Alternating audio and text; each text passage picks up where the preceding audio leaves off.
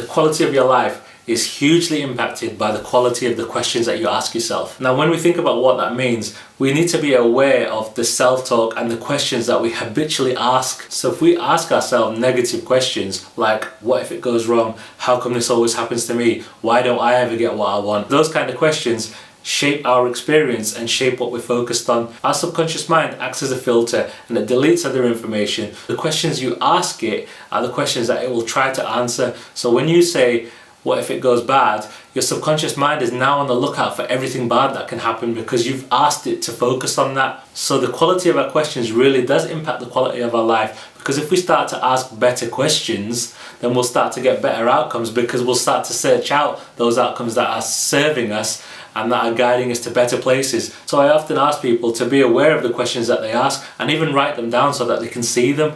But once you write them down and you're aware of them, then it's time to replace them with a better question, a positive question that's going to set the focus on the right thing. So rather than ask yourself, what if it all goes wrong? Start asking yourself the question, what's great about this situation? What can I learn from this? How can this make me better? Rather than focusing on all the negative things that could go wrong and then searching those things out, why not search out and look for the good in the situation that you're in? And that's what it comes down to, is rephrasing these questions so that they serve you better.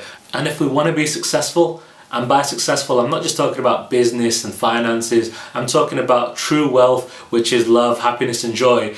It's going to come down to the questions that we ask ourselves. And so often we've just accumulated these questions from people. They're not even our own questions. It's just questions that our parents used to ask, or society asks, or our community asks, and now they're our questions. But we are still in control of the questions that we ask ourselves. And if we're in control of the questions, that means we're in control of our focus. And once we get hold of that and realize that we're much more powerful than we think we are, we can start to shape our destiny and change our reality into what we want it to be.